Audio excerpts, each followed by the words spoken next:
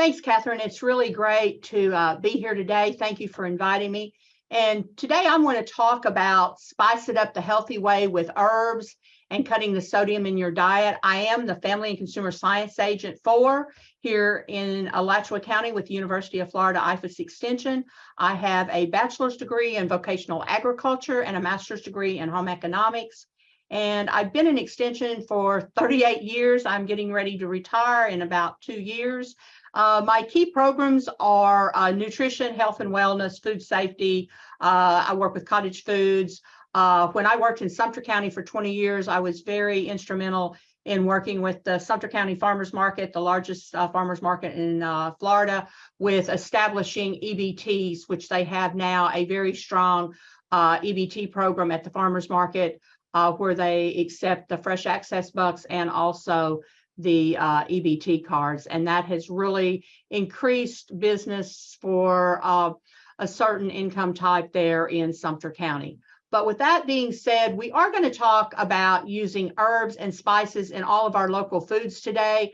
By the time we get through today, hopefully the information that you use over a 6-month period will help you improve your cardiovascular health, reduce your blood pressure, because consuming too much sodium can cause hypertension, and improve different benefits of your health, and also help you be able to use alternative seasonings to salt. A lot of people are not diagnosed with high blood pressure. They're diagnosed as pre-hypertension, which means you need to control your high blood pressure. Because if you start getting control of it before it takes over you, you have a better chance of reducing your blood pressure and controlling it. Back when COVID hit, a lot of people were not going out to eat. Well, there wasn't places to go out to eat. So people all over the world started using a lot of herbs and spices. They started cooking at home. And history has taught us that herbs and spices go back to the ancient years. A lot of them were used for medicine. However, I am not going to talk medicinal today. I'm going to talk about our health and how to get healthier lifestyles, how to use the herbs and spices to reduce the sodium in your diet, also help with sugar and fat possibly. And this will help you with your inflammation and all, because when you're not consuming so much sodium, you won't be swelling. This picture right here is one of my favorite pictures from back home in the hills of the Ozarks in Arkansas. It's at the Ozark Folk Center in Mountain View.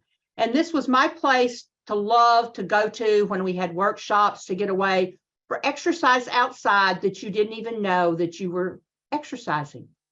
Because when you have an herb garden, you're enhancing your health.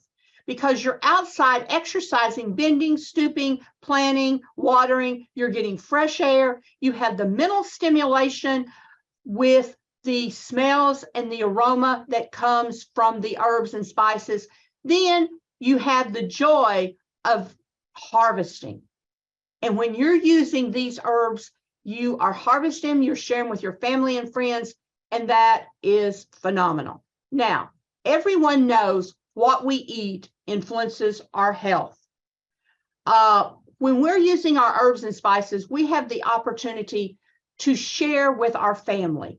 We can introduce to our family and friends different ways to reduce the sodium in our diet, because herbs are full of vitamins, they're full of minerals, they have no fat, they have no cholesterol, and they help improve the overall health of our diet, which will reduce the chronic diseases that we could have. Now then, what is an antioxidant? Because herbs are full of antioxidants. Well, they are like the lipocin is in your tomatoes. This is a form of your antioxidants. Your red, your yellows, your orange, your sweet potatoes, your carrots, your winter squashes, your vitamin E, in your vegetable oils, your whole grains, your nuts, your seeds, your peanut butter, your vitamin C are all found in the citrus fruits and strawberries, the tomatoes, the broccolis. These are where we find our antioxidants, and they help us with a healthy lifestyle by preventing against diseases. Going into why I'm wanting to talk about sodium today, because if you're going out and you're spending tons of money, or you're raising your own food, you want to prepare it properly. So we want to go by the 2025 USDA dietary guideline. And when we sit down to our plate, we want our plate to look like a rainbow. We want half of our plate to be fruits and vegetables. We want a fourth to be grains, a fourth to be protein, and then we want some dairy with it. We also want to choose low fat dairy, 1% or lower. We want our grains to be at least half of them whole grain. We want our protein to be lean and balanced. We want a variety of fruits and vegetables. We want to include a lot of dark green leafy vegetables. Now, let's talk about how herbs flavor our food. Baked French fries seasoned with chives and peppers is what we have here, instead of salt. Salt is a flavor enhancer. So we are enhancing without salt by using the chives and the pepper. Now, when we have extra calories per day can add up. 100 extra calories a day can add up to 10 extra pounds per year. So that is a lot. Now then, the question that you were asked at the beginning, salt consumption. This is unbelievable. Most Americans consume 3 to 4 times the needed amount of sodium. The amount of sodium that you need in a day's time is 2,300 milligrams of sodium. Now, if you're over the age of 51, if you're African American, or if you have heart disease, you should only consume 1,500 milligrams or less. And what I tell people when I do my county programs is, this is a recommendation based on the dietary guidelines. You need to talk to your cardiovascular doctor, your regular doctor, and your dietitian. And if you have a health issue, they may tell you less. I had a lady that was to only consume 800 milligrams of sodium a day. Now, 2,300 is not very much for someone that doesn't have. It's less than a teaspoon of salt a day. So, how are we going to reduce our sodium intake? Well, first of all, we're going to learn how, and we're not going to in today's lesson, learn how to read this nutrition facts, because sodium is right here. And when it has 347 milligrams of sodium, that is per serving. So if it's a half a cup, that's what you get. If you eat 2 half a cups for a whole cup, you'll need to double this. You're going to have to learn to read the food label. You're going to learn to prepare food at home or make healthier choices when you go out in the public. You need to watch processed foods. Processed foods are high. They're packed in sodium. Also, your dairy and your protein foods. Choose lower options there. If you went to the cheese department, you see low sodium cheese. Pay attention to all those condiments like ketchup, mustard, mayo, soy sauce, Worcestershire sauce. They are high in sodium. And when you're eating out, you can ask to have, sodium not put on your food. Now, if something comes in with sodium already in it, which a lot of the food will, they can't reduce that, but they can not put sodium on your food. Now, what are the choices that we have in herbs? You can purchase them or you can grow them at home. Now, when we start cooking with herbs, I want you to keep, if you take nothing away but this is the key thing. Do not overpower your food. You should not use so much herb that you can't taste your food. If you're making a steak and you add some rosemary to it, it's better to add a little and add more later, because if you'll add the herb at the last 5 to 10 minutes of cooking, you get the most bang for your buck. You get the best flavor. Except when you're cooking like in a soup or stew, you want to add that at the beginning, and then at the end, just add a little pinch there. Keep in mind you want to enhance the flavor. So that means you're enhancing your food. It should not dominate the main flavor. Now, I don't know what this herb tastes like. So what do? I test it I add a small amount of the herb or spice to an unsalted butter or cream cheese. I let it stand for an hour and I try it on a plain piece of bread or an unsalted cracker. How do we prep and how do we use our herbs? You're best to pick your herbs early in the morning before the high sun, because when the high sun comes, the oils start getting at their peak. And if you're picking them, they're evaporated off of the leaves. When the sun goes down, the oils retain back into the leaves. You want to come in, and if you're going to use them, you want to wash them with real cool water and then let them dry. And then you can clip them. If you're not going to use them immediately, you can put them in a vase of water inside the refrigerator and refer to Amy Simone, our food safety specialist, how to store and use herbs. And I can email you that, or the information is in some of the materials that you are going to get today. Drying herbs.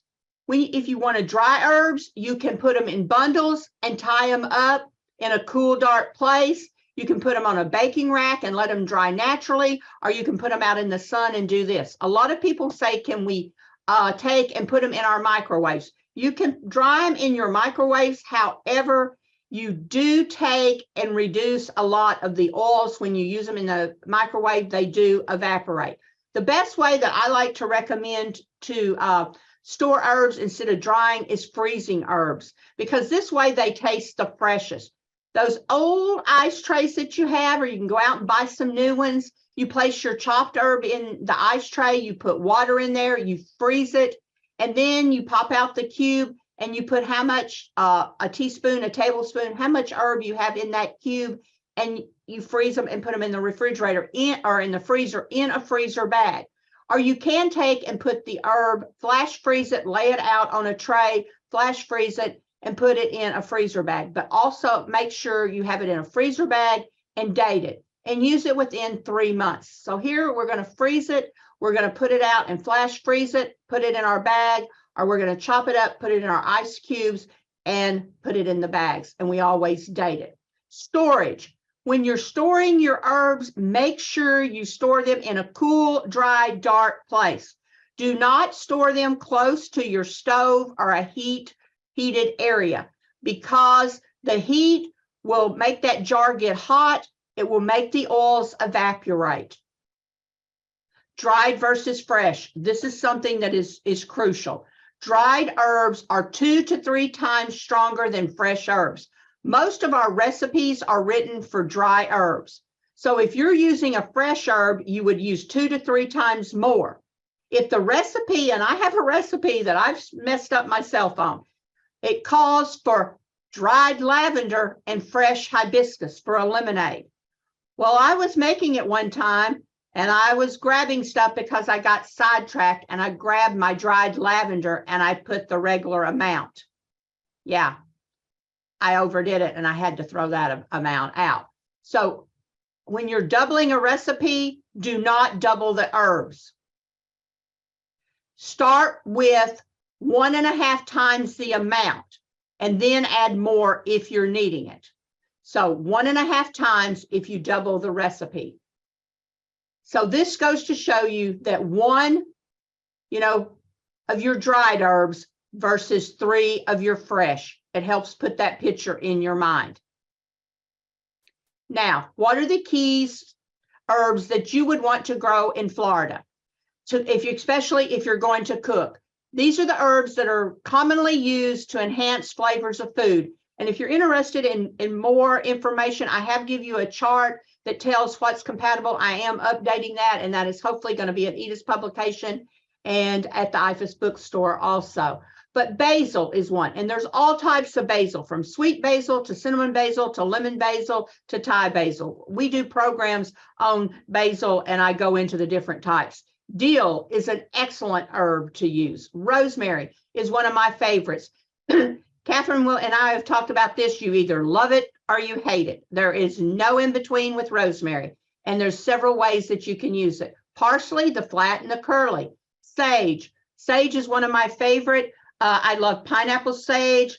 I love regular sage. And when I go do a large presentation in front of a huge number of people, I'll always do my sage tea. I love tea made out of sage. Just get my water to almost a rolling boil, cut off about 4 to 6 leaves of sage, pop in that water, cover it, and then serve it with lemon and honey. It's excellent.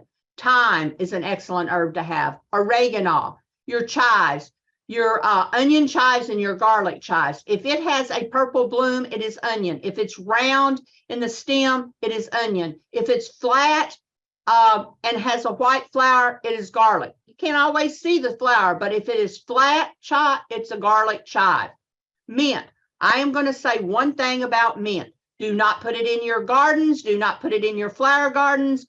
Containerize it. And when you containerize it, make sure that the container doesn't have holes that the roots can get out and get into your garden. If it starts coming over the flower pot, move it away, clip it off, because once those roots get in your garden, mint takes over and it kills out and takes over everything. And there's all types of mint. My favorite is peppermint. Of the mints is chocolate mint's my #1 favorite, followed by peppermint and spearmint. Apple mint is also good. What are some ways that we can use herbs? Rosemary, I said, was one of my favorite. I love rosemary lemonade, but I like to take these rosemary stalks, stems, cut them off, strip off part of the rosemary, wet them. Do not do this and let you soak this for an hour or 2 in water, and then put your meat, your vegetables, make kebabs, and roast them on your grill. They're wonderful, and they will take on the rosemary flavor. Most of people, I know my husband, when I started in, he said, I don't want all those weeds on my food. He said, you just garnish it. And I was very impressed. I said, okay. You know, they're a garnish, but they're for more than a garnish. That parsley is a garnish, but it's there to freshen your breath. So yes, herbs are known for their garnish to embellish or decorate our food, but they also have multi-purposes, and most of it is to soothe our palate. Herbal blends, and these recipes are in there. These are some of my favorite herbal blends.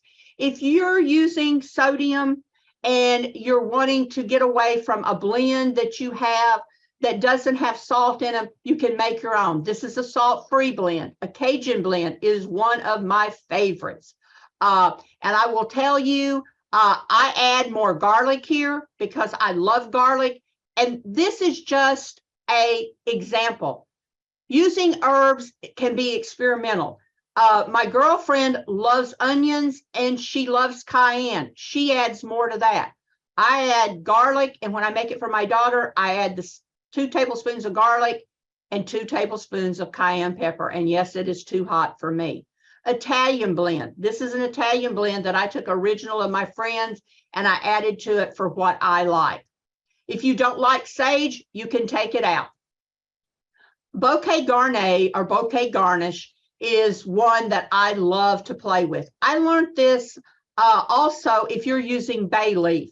If you'll take your cheesecloth, or we also have tea bags that you can get, and put your, especially if it's dry, your dry bay leaf in it, and tie it where you can tie it onto your pot, where you can pick your bay leaf up out of your pot of your soup that you've cooked with.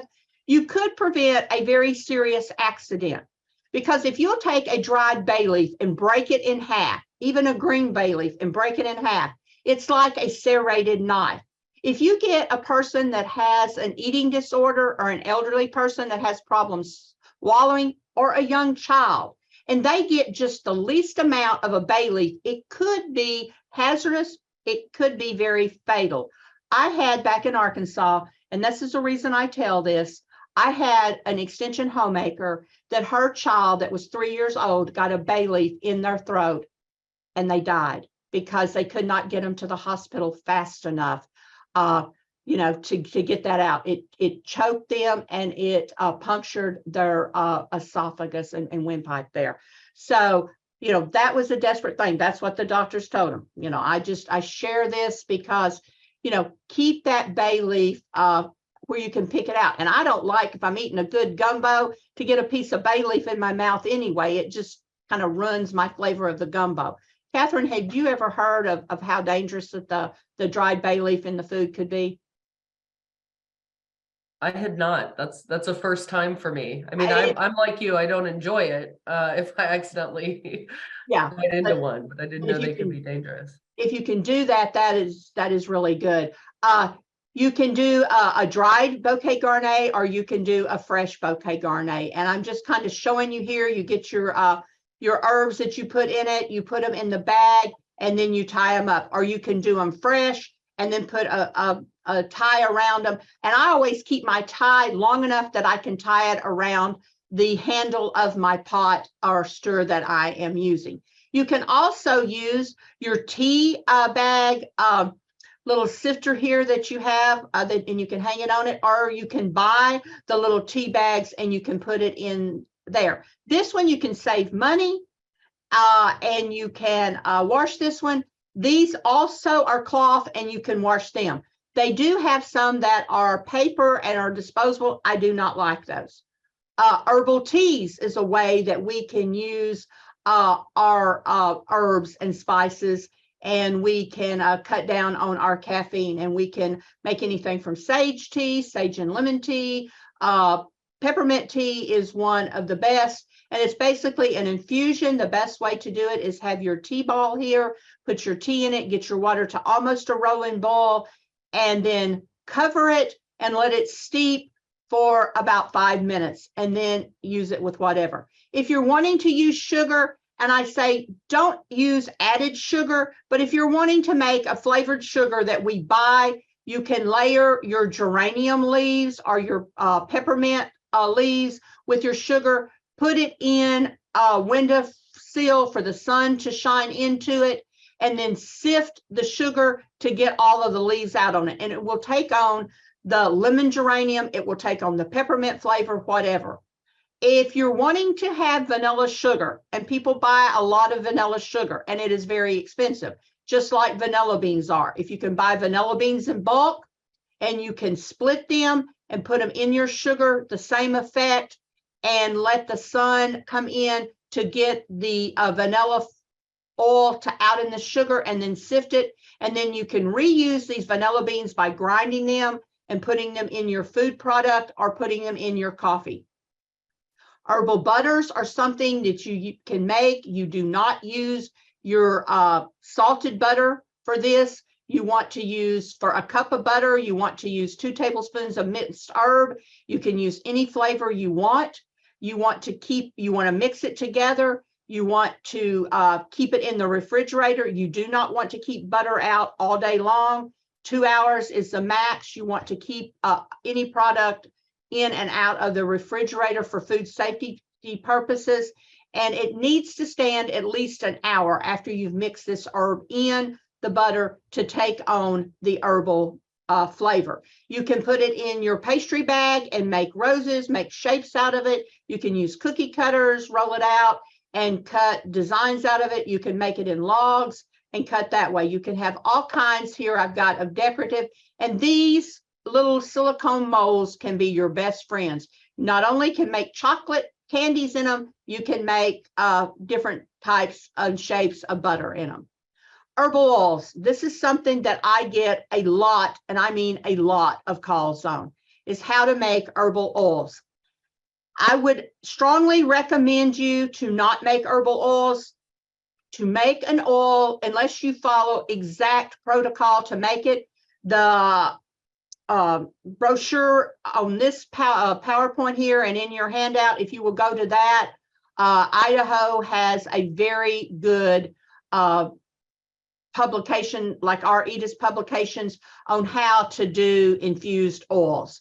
But infused oils, when you have the herb set, you don't know what kind of pathogen may be on that herb, and it can cause botulism, which can be deadly. So we recommend, if you are going to make or use an herbal oil, to take and wash your herb, chop it up, put it in your oil, and use it immediately. and then dispose of the rest of it. So that is the way, do not store garlic, your peppercorns and all in your oil to use. If you want to put them in there for maybe a window display, that's fine, but not for use. The main thing is we want to be safe. We want to always practice our food safety, clean, separate, cook, and chill to prevent and avoid all foodborne illnesses. This is an EDIS publication that we have on cooking with fresh herbs that you will get a copy of, my references that I've used, and I'm going to open it up for any questions. I have covered a lot of information in a lot of time, and as somebody said, I'm talking fast, but I'll open it up if we can now, Catherine, for just a few questions. Yeah, thanks, Martha. That was great. There was a question earlier on where someone was wondering about how long, I'm trying to find it now, how long herbs maintain their, Okay. How long can you keep dried store herbs before they lose their flavor? You're not going to like what I'm fixing to tell you, but basically, if you want good potent oil, herbs, it depends on where you store them. As long as you're storing them in a cool, dry place or away from direct sunlight or heat, a year, possibly 2 years. If you have them in bulk and you store them in your freezer, you can use them up to 3 years. But if you're storing them like most people are over your stove, 2 months. How much? 2 months. Yeah. Now, mine are not on over the stove. Mine are in a separate thing, which is good. About a year to 2 years. Okay. And instead of throwing those out at the holiday times, have you a little potpourri pot, put some water in them, put those herbs in them, and simmer them on the stove, especially with cinnamon sticks. And that's a wonderful way to use it. I'm always all about recycling. Yeah, good. Thank you. And if you put them in the freezer, anything you put in freezer, whether it be vegetables, fruit, whatever, and your herbs, make sure it is in a freezer container or a freezer bag, not a storage bag. Any other questions, Catherine? Yeah, there are a couple. Jars. The jars need to be opaque if you can use an opaque jar. Clear jars are okay, but opaque is better. It keeps the light out. There was a question about whether there are specific herbs that go with proteins better. If they will look at the herb chart that I'm giving them, and then I am revamping one that I'm going to working with Daryl Palmer on, and I will get that to you once it's out.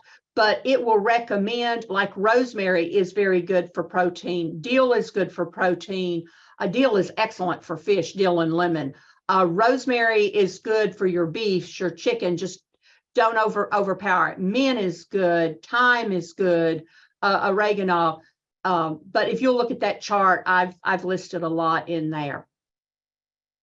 There are a couple questions about spice rack and spice rack locations. And one of the best ways with your spice rack, if you can designate a drawer and that's pulled out that you can lay them in, is excellent. But if you do your spice racks, put it in a cabinet that's close to where you're cooking, but not right directly in it, like 2 or 3 down, and put it in your cabinet. If you put it out on your cabinet, the sun may get on it. If you're in opaque, you're still okay to have it on your counter, maybe in a corner, but I just, we recommend, in a cool, dark place. And somebody asked about lemon balm. What do you use lemon balm for? Basically drinks, you can use it in, lemon balm is a mix, it has a minty flavor. So it's mostly desserts. I use it in drinks and teas a lot. And do you have any advice or warnings about marjoram? I'm not, if that person will email me, I will go into more detail and help them with some stuff. I'm very limited on that right now. But let me see. Where is that one at? Well, and I think, hold on, we have another one. Savory. You're asking about savory. Savory is one of my favorite. It is very hard to find around here. Savory is really good in lentils.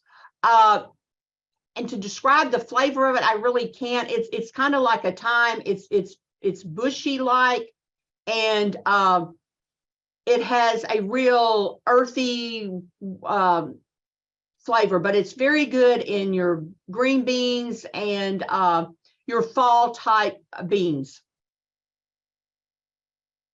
Great. So I think there's some other questions, Martha, that maybe you can answer in the chat, and we'll kind of change gears presentation wise. That sounds good. I'll get into that, man. Thank you. And I'm going to stop sharing.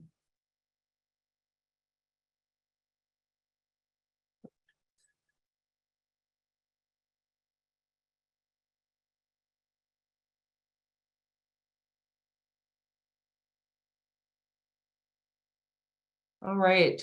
Well, can you all see my PowerPoint? Great. So my name is Catherine Campbell. I'm an assistant professor and extension specialist in community food systems here at UF IFAS. I'm in the Department of Family, Youth, and Community Sciences. Today I'm going to be talking a little bit as a segue from Martha about local seasonal eating. I'm going to start by just introducing Florida agriculture a little bit.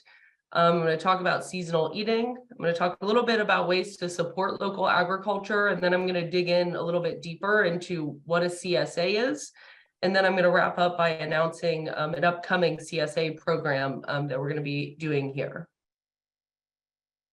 So Florida is a very large industry in Florida. I think some people don't realize that it's the second largest industry in the state. It accounts for almost 300 billion with a B in sales revenue. It accounts for more than 2 million jobs.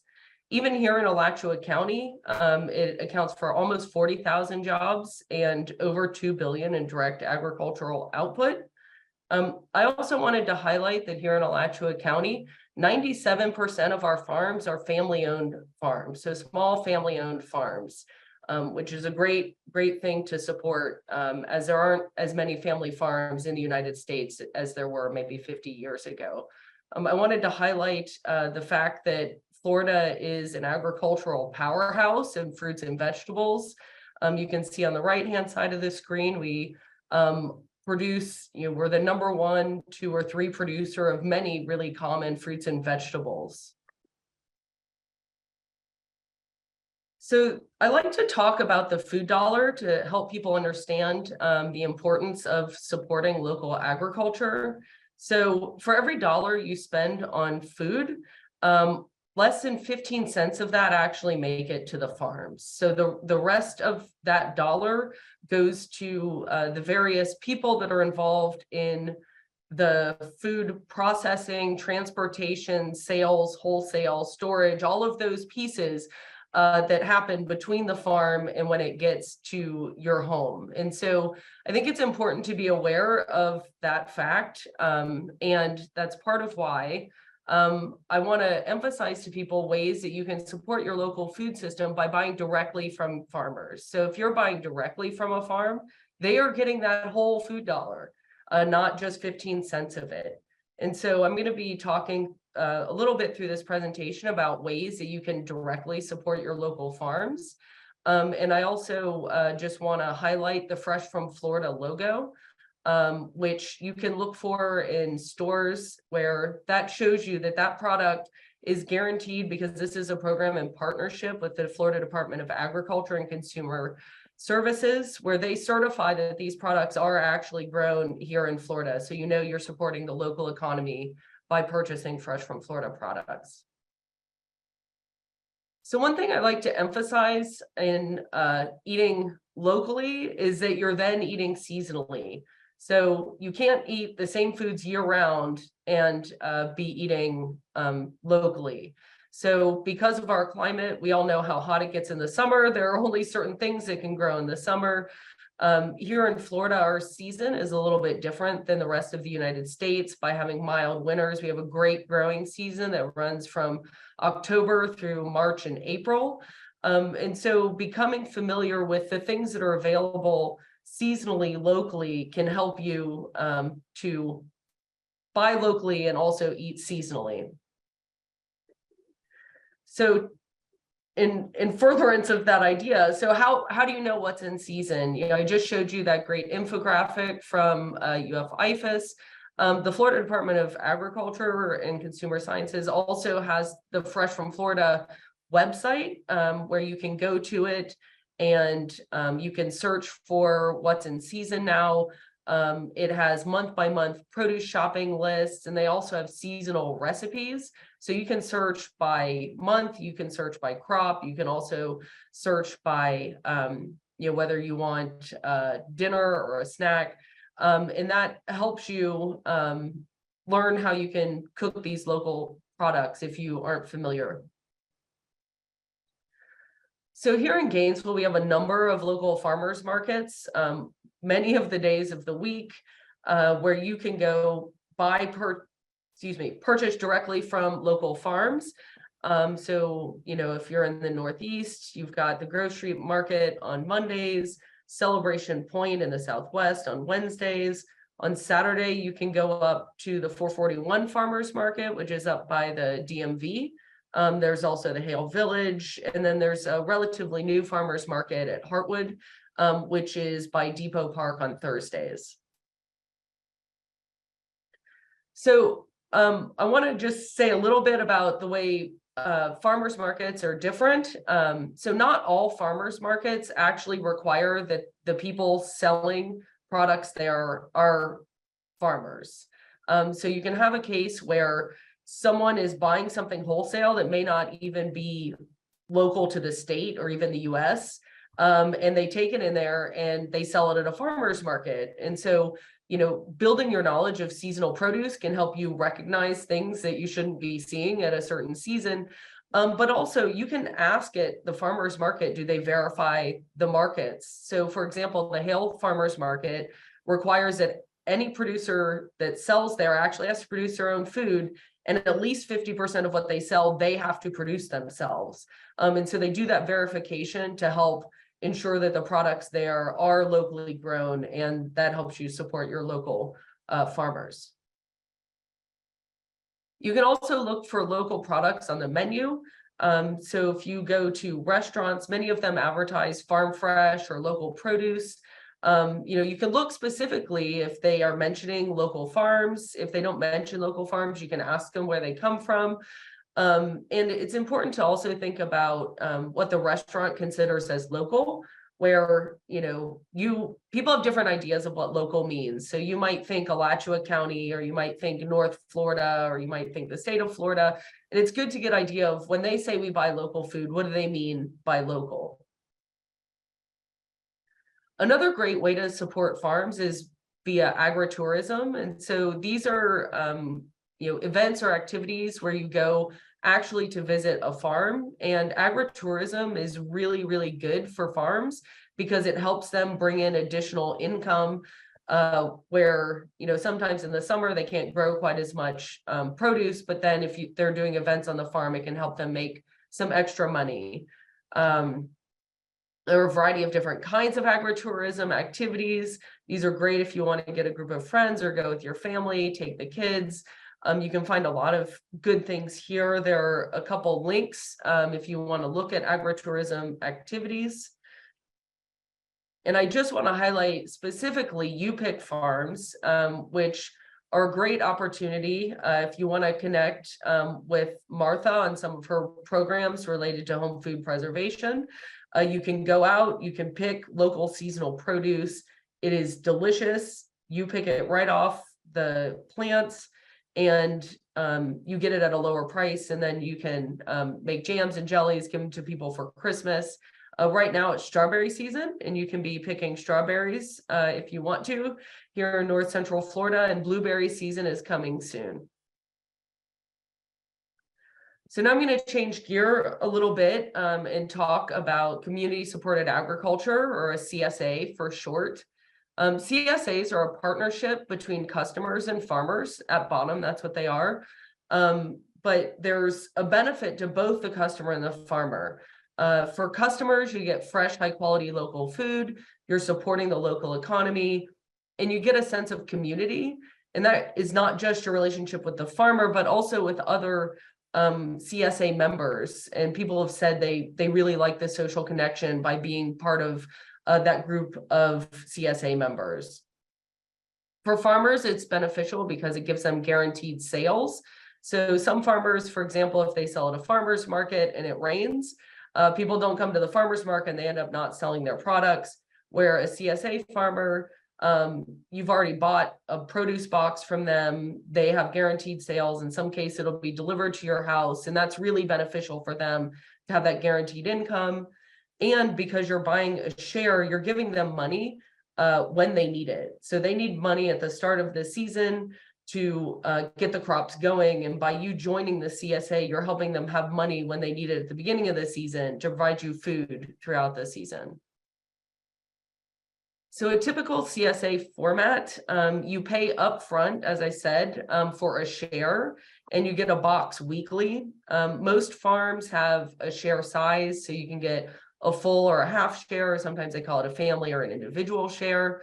And the cost vary depending on the details of, how big this share is and what the season length is. You're looking at somewhere between $300 and $1,000.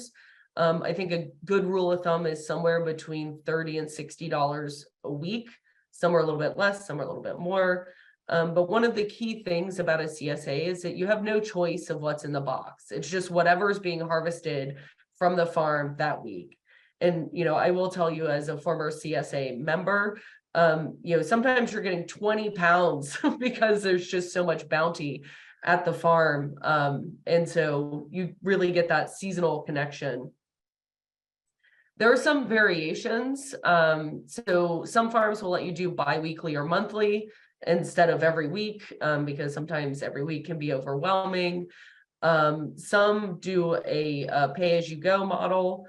Some will allow you to customize. So if you have specific products that you don't like and things you might like more of, they'll let you make some adjustments to your box. Some farms have special add-on items. So like eggs or meat. So if you want additional products, it will help you round out, the meal that goes with your produce. They also will do local jams and honey that you can include in your box.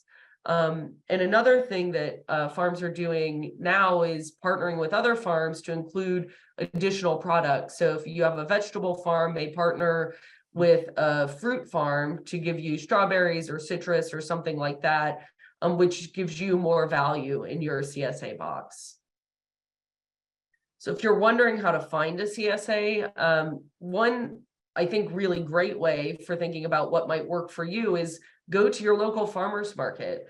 Many of these CSAs distribute through their farmers market.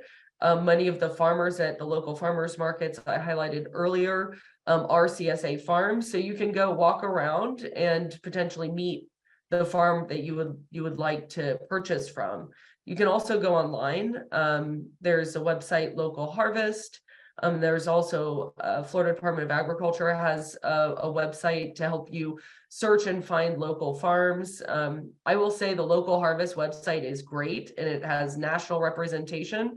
I've moved all over the US, and anytime I've moved to a new town, I've found a new CSA farm directly through Local Harvest.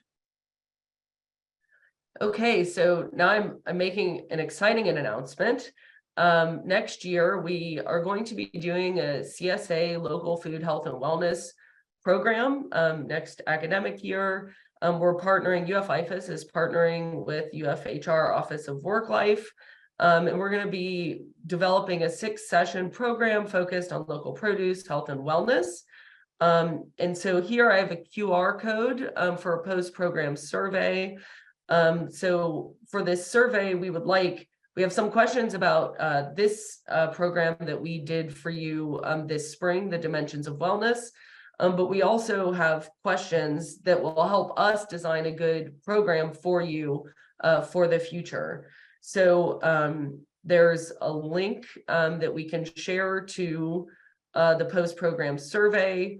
If you would, please, we'd really appreciate it if you'd give us feedback on this Springs program, and then also give us some information to help us design good programs for you for next year. And in general, Martha and I would like to know more about what kinds of programs you'd like to have here in Gainesville. And I just want to take a moment to thank you all for joining us through this Dimensions of Wellness this spring. We've really enjoyed putting this together. I'd like to thank all of my extension colleagues for coming in every week and doing these presentations. Martha, for being here today. And I especially want to give a shout out to Angie for really helping facilitate all of this, and Carly, who's been working with me this semester on this project for her Master's of Public Health internship project. This was her brainchild, and she's done a great job. And with that, I think we're getting a little short on time. And I know that Carly would like to tell you a little bit about the post-program meetup. So I don't know if there were questions in the chat. I can't see because I'm screen sharing. All right. Well, again, thank you so much for participating in our program. It's been really fun, especially completing my master's with just such great people. I've learned so much from their experience, their expertise, and I hope you have too. We would love to see what you guys think. Catherine mentioned the evaluation, the survey that we sent out. So if you guys want to fill that out and just help us to create programs from here on out like this and make them better for you. We'd love to hear from you, hear your feedback.